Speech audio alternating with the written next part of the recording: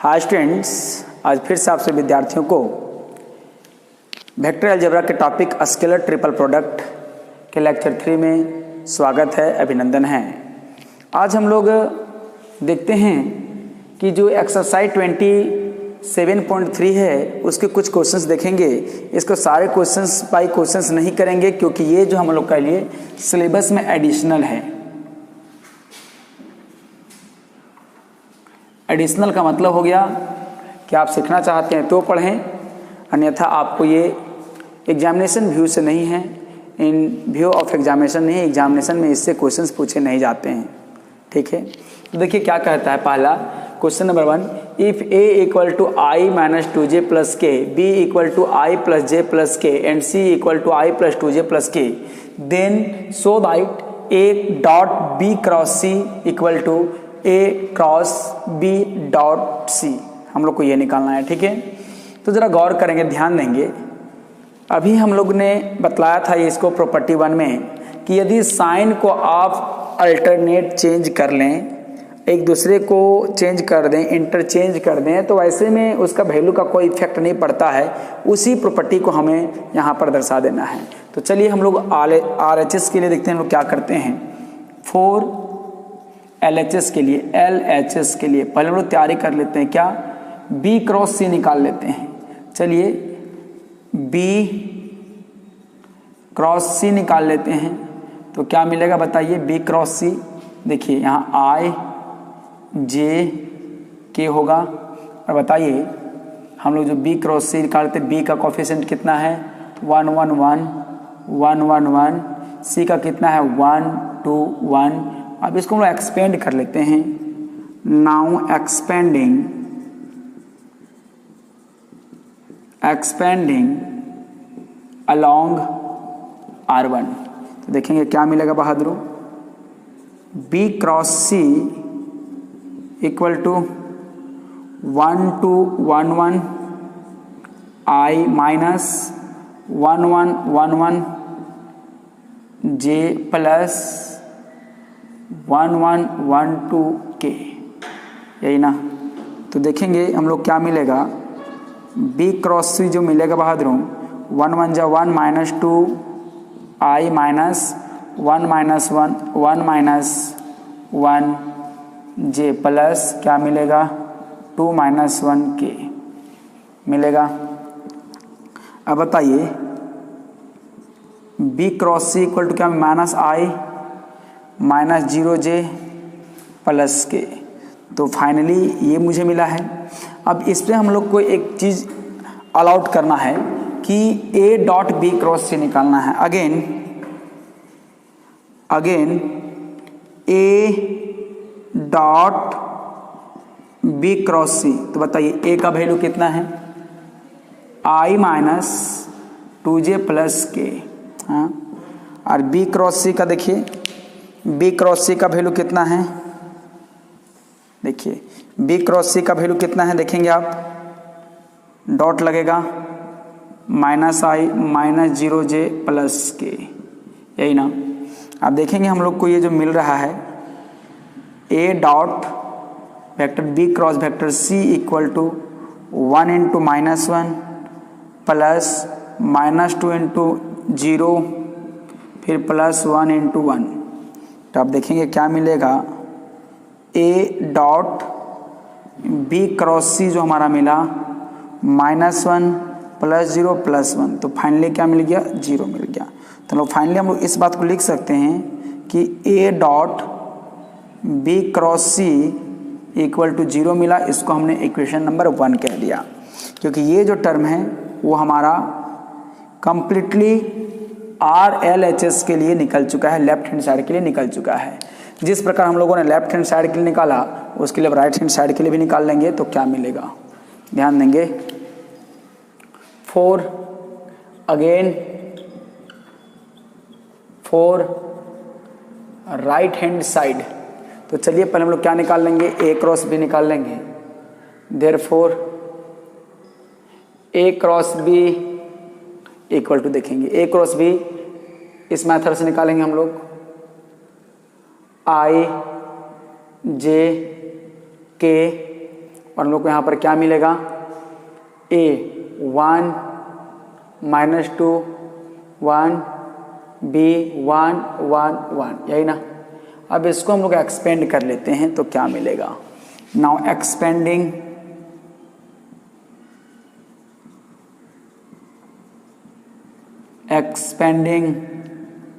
Along R1, तो क्या मिलेगा बहादुरों, a cross b equal to -2 1 1 1, और हमारा क्या मिल गया, I -1 1 1 1 j प्लस 1 1 -2 1 k, है ना।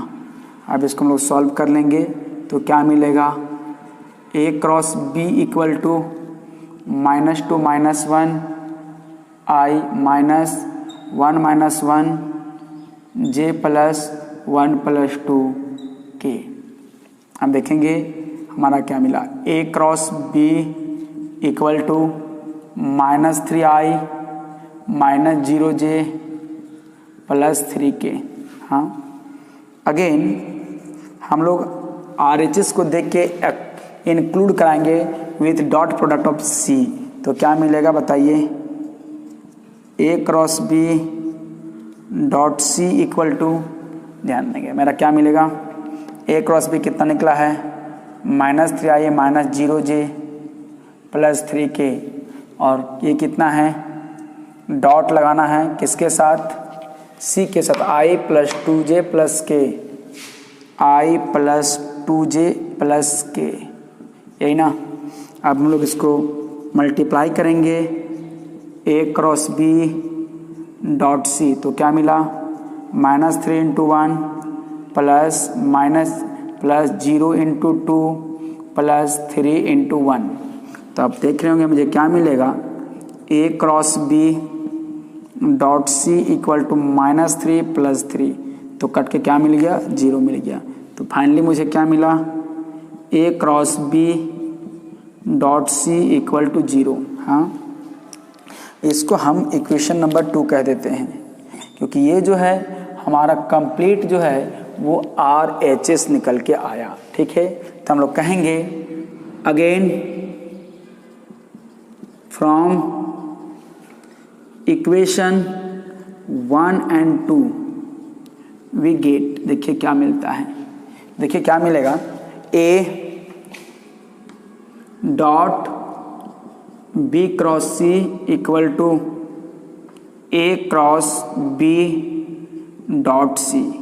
इसका मतलब क्या हो गया बाबू, कि ये तो हम लोग को प्रूव करना था, लेकिन मतलब ये हो गया कि यदि साइन को हम लोग इंटरचेंज करते हैं, साइन को हम लोग इंटरचेंज करते हैं तो उसके पार्टिकुलर सॉल्यूशन में कोई भी इफेक्ट नहीं मिलता है, कोई भी अंतर नहीं दिखेगा। आप इसका स्क्रीनशॉट ले लें। नेक्स्ट क्वेश्चन हम लोग देखते हैं।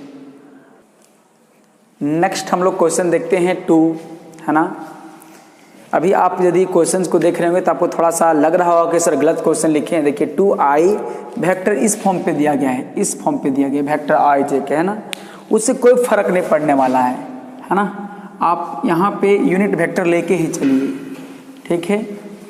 दूसरी बात, इस क्वेश्चन में क्या कर रहा है, a b और c वेक्टर दिया गया। Calculate the value of this, मतलब स्केलर ट्रिपल प्रोडक्ट का हमें वैल्यू कैलकुलेट करना है। And interpret the result, interpret the result, इसका मतलब यदि इसका वैल्यू, यदि इसको स्केलर ट्रिपल प्रोडक्ट निकालने पे क्या रिजल्ट आता है और उस रिजल्ट का मायने बताना है, इंटरप्रेट करना है कि उस रिजल्ट का वैल्यू क्या, सॉरी उस रिजल्ट का मतलब क्या होता है। इसका मतलब वेक्टर ए बी और सी के बीच में क्या रिलेशन आता है, तो उसी को हम लोग कहते हैं इंटरप्रेट द रिजल्ट। तो पहले रिजल्ट ले आएंगे कि क्या रिजल्ट, उस रिजल्ट के थ्रू आउट आप क्या क्या कह सकते हैं, उन तीनों वेक्टर में क्या क्या आपका रिलेशन हो सकता है, वो सारे बताना है, उसको हम लोग कहते हैं इंटरप्रेट, है ना। तो देख ध्यान देगा, नेक्स्ट हम लोग जो दिया गया है गिवेन जो दिया गया है, given vector a equal to -2i -2j plus 4k, B equal to दिया गया है -2i + 4j - 2k and C equal to दिया गया है 4i - 2j - 2k, ये दिया गया है। ठीक है, तो सबसे पहले हम लोग क्या निकालना है, रिजल्ट निकालना है स्केलर ट्रिपल प्रोडक्ट का, पहले हम निकाल लेते हैं। तो नाउ हम लोग क्या करेंगे, स्केलर ट्रिपल प्रोडक्ट निकालना है ए बी और ये सी। तो डायरेक्ट इसका फॉर्मूला हम लिखेंगे 1 इसका कोफिशिएंट ऑफ -2 -2 4 -2 4 -2 4 -2 -2। आपके मन में एक सवाल आ रहा होगा कि सर इससे पहले जो आपने बनाया, आप इसका वैल्यू आपने लिखा सर A.B×C, इसके थ्रू आउट बनाए थे सर, आपने क्रॉस निकाला सर, उसके बाद डॉट निकाला। तो हमने ऐसा इसलिए किया था कि यदि हम कोफिशिएंट के थ्रू बनाते हैं तो आपका कोई इफेक्ट नहीं पड़ता, दोनों डिटर्मिनेंट से मिल जाता, फिर इस बात को हम लोग वेरीफाई नहीं कर पाते हैं। इसीलिए मैंने वहाँ पे पहले क्रॉस निकाल लिया है, उसके बाद डॉट निकाला है, डायरेक्ट इस फॉर्मूला का प्रयोग नहीं किया। पता चला क्यों ऐसा कर रहे हैं, क्योंकि मुझे वहाँ पर इस रिजल्ट को प्रूव करना था और यहाँ रिजल्ट नहीं प्रूव करना है, इसका रिजल्ट लाना है। समझ बात? तो याद रखेंगे, यदि इस प्रकार प्रूव करने के लिए कहा है तो क्रॉस निकाल लेंगे, और प्रूफ नहीं करने के लिए कहा है, डायरेक्ट रिजल्ट मांगा है, तो हम लोग इस प्रकार से वैल्यू निकाल लेंगे। ठीक है, तो हम लोग क्या करेंगे, नाउ एक्सपेंडिंग अलोंग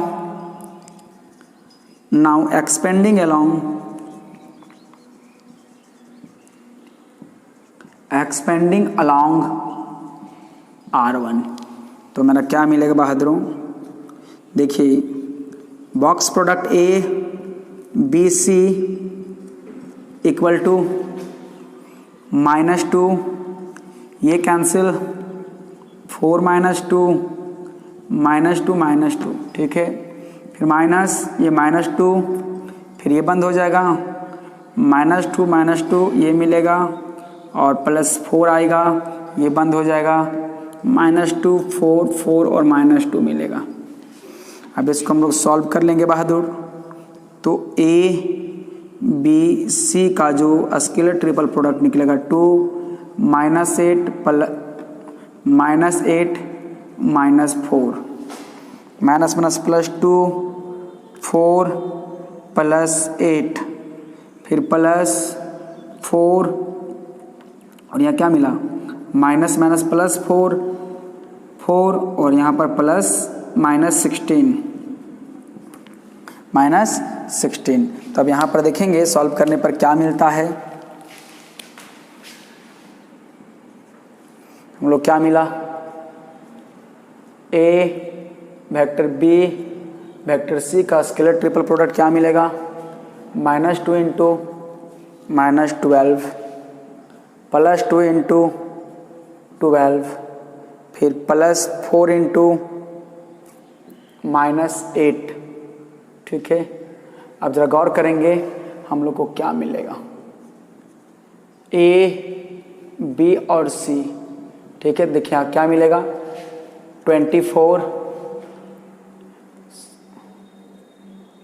फिर ये क्या मिला 24, फिर क्या मिलेगा 8 4 जा 32,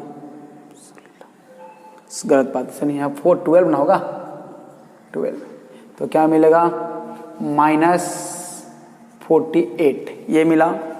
अब जरा गौर करेंगे बहादुरों, यहाँ पर A B और जो C का स्केलर ट्रिपल प्रोडक्ट मिला वो 48 -48, रिजल्ट जो मिलेगा वो 0 मिलेगा, है ना, तो 0 मिला। एक आंसर तो ये हो गया बहादुरों। अब इस रिजल्ट को मुझे इंटरप्रेट करना है, तो हम लोग इंटरप्रिटेशन क्या होता है, नाउ इंटरप्रिटेशन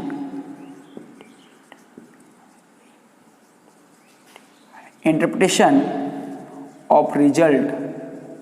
हाँ, सिंस क्या मिला है जरा गौर करेंगे, सिंस हम लोग को मिला है A B और C का जो स्केलर ट्रिपल प्रोडक्ट मिला है वो क्या मिला है, 0 मिला है। और हम बताए थे कि यदि A B C का स्केलर ट्रिपल प्रोडक्ट 0 होगा तो वैसी स्थिति में वेक्टर के बीच कैसा रिलेशन होगा, वेक्टर सब कोप्लानर होंगे, एक ही प्लेन पे होंगे। देन कहेंगे देयरफॉर क्या मिला, vectors A B and C are coplanar. ये हो गया हम लोग का दूसरा इंटरप्रिटेशन का रिजल्ट। ठीक है, क्वेश्चन नंबर 3 जो है वो आपका कोटर्मिनस एज दिया गया है कोई एक पैरेललोपाइप्ड का, तो पैरेललोपाइप्ड का वॉल्यूम निकालना है। तो वॉल्यूम निकालने के लिए जो हमने सिखाया है लेक्चर 1 पे, आप उसके सहयोग से आप क्वेश्चन नंबर 3 बना सकते हैं। इसलिए हम क्वेश्चन 3 नहीं बनाते हैं, क्वेश्चन 4 बनाते हैं। इसका आप स्क्रीनशॉट ले लें।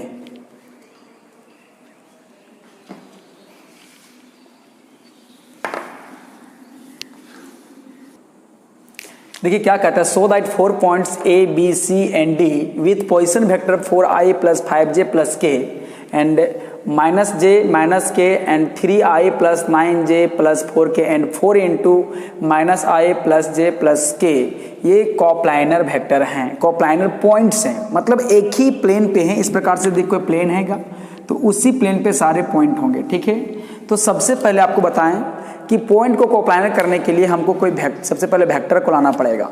ठीक है, तो जो दिया गया है उसमें देखिए पोजीशन वेक्टर ऑफ ए दिया गया, बी दिया गया, सी और डी दिया गया है ना। तो क्या दिया, गिवन पोजीशन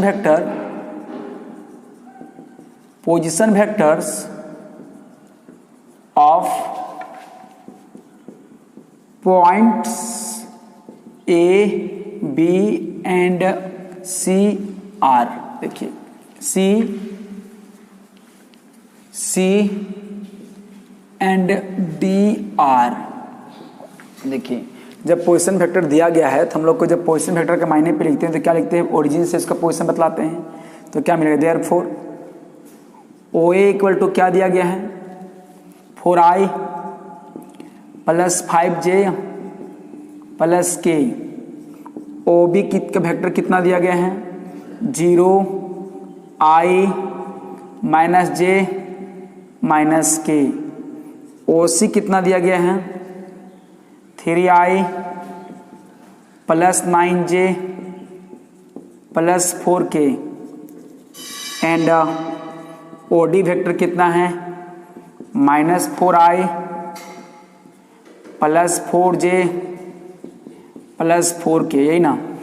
तो सबसे पहले हम लोग क्या करेंगे बहादुरों, क्योंकि पॉइंट नहीं, किसी एक पॉइंट को मान के प्रिंसिपल उससे हम लोग क्या निकाल लेंगे, AB निकाल लेंगे, AC निकाल लेंगे, AD निकाल लेंगे और 3 वेक्टर निकाल के ही हम लोग उसका कोप्लानरिटी की बात करेंगे। यदि यही चीज़ 3 वेक्टर होता तो डायरेक्ट हम लोग, पॉइंट नहीं वेक्टर होता तो हम डायरेक्ट हम लोग स्केलर ट्रिपल प्रोडक्ट के माध्यम से हम लोग निकाल लेते कि कोप्लानर है कि नहीं है।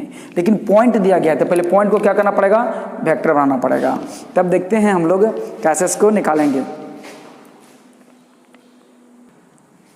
नेक्स्ट हम लोग यहाँ से हम लोग वेक्टर निकाल लेंगे। ठीक है, तो चलिए किसी एक को प्रिंसिपल मान लीजिए कि ए को प्रिंसिपल माना हमने, देयर फॉर्मूला क्या निकलेगा, AB। एक बार AB निकाल लो, वेक्टर AB, तो क्या होगा फॉर्मूला से, OB - OA। तो चलिए AB हम लोग निकाल लेंगे, तो क्या मिलेगा, AB = क्या निकालेंगे, OB कितना है, 0i - j - k - OA का वैल्यू कितना है, 4i + 5j + k, यही ना। अब देखिए हमारा क्या मिला बहादुरों,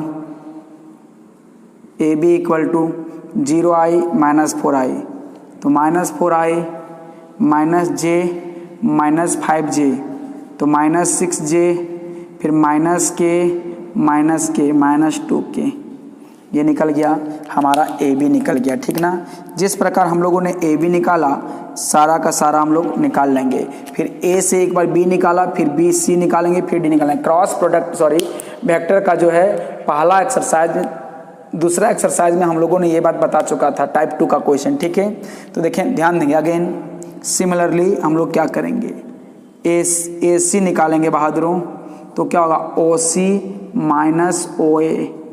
तो बताइए AC जब निकलेगा हम लोग को तो क्या मिलेगा, ये OC कितना है 3I plus 9J plus 4K minus OA कितना है 4I plus 5J plus K। ठीक है, तो देखेंगे हम लोग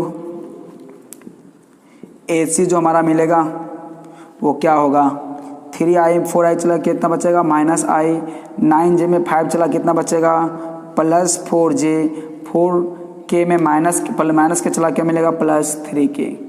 तो आप देख रहे होंगे हम लोग के पास AC भी निकल चुका है। ठीक, AC भी निकल चुका है, AB निकला, AC निकला, अब क्या निकालेंगे AD निकालेंगे। ठीक है, अब इसको हम लोग अल्फा वेक्टर कह दो तो अल्फा वेक्टर से, अब हम लोग क्या करेंगे बीटा वेक्टर से इसको बीटा वेक्टर कह दो, बीटा वेक्टर कह दो, चूंकि वेक्टर के फॉर्म में लिखने में आसान होता है AC BC से। अगेन हम लोग फाइनली क्या निकालेंगे, लास्ट टॉपिक है, अगेन लास्ट वाले टॉपिक को एंड के साथ लिखें। एंड हम लोग क्या चाहिए AD चाहिए, AD चाहिए बहादुर, तो क्या लिखेंगे हम लोग OD माइनस OA।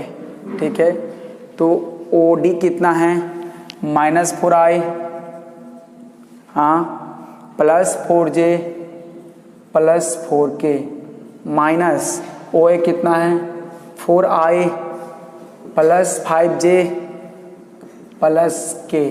हाँ, तो इस प्रकार से हम लोग देखेंगे तो AD minus 4I minus 4I minus 8I plus 4J minus 5J minus J plus 4K minus K तो प्लस 3K। तो हम लोग का ये मिल चुका है। ठीक है, ये मिल चुका है। अब इसको हमने गामा वेक्टर बोल दिया, गामा वेक्टर बोल दिया C। ठीक है, नहीं भी बोलेंगे तो कोई तकलीफ नहीं है, डायरेक्ट हम लोग को निकालना पड़ेगा AB AC और AD का स्केलर ट्रिपल प्रोडक्ट निकालना पड़ेगा। ऐसा क्यों, क्योंकि मुझे बात कहा गया है कोप्लानरिटी का, कोप्लानर का बात किया गया। हम लोग जानते हैं कि सबसे आसान प्रूफ करना होता है कोप्लानर को स्केलर ट्रिपल प्रोडक्ट से। स्केलर ट्रिपल प्रोडक्ट से हम लोग क्या करेंगे, सिंपल उसको स्केलर ट्रिपल प्रोडक्ट निकाल लेंगे।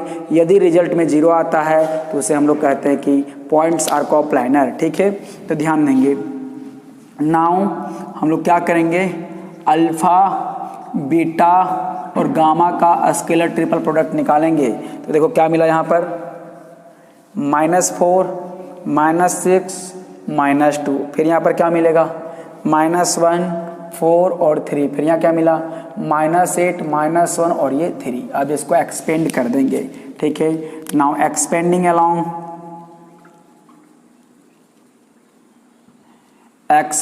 अलोंग R1, तो क्या मिला बहादुरों, alpha beta vector gamma vector equal to -4 4 -1 3 3 -6, फिर क्या मिलेगा -1 -8 3 3, फिर क्या मिला प्लस -2 मिलेगा, फिर -1 -8 4 -1।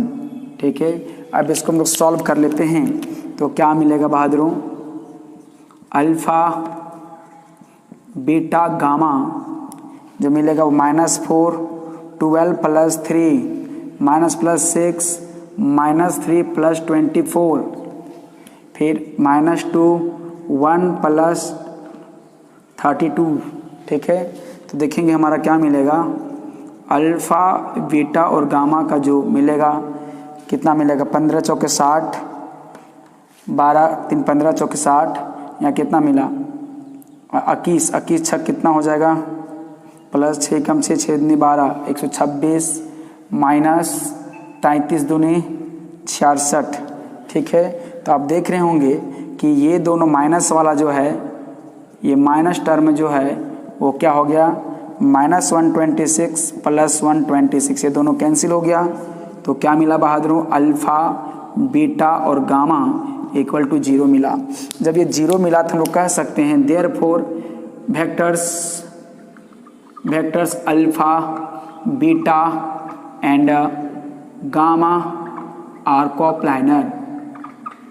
हाँ, दैट इज क्या मिलेगा, इसका आगे लिख सकते हैं, है ना, दैट इज हम लिख सकते हैं, दैट इज वेक्टर कौन A B, A C and A D are also coplanar.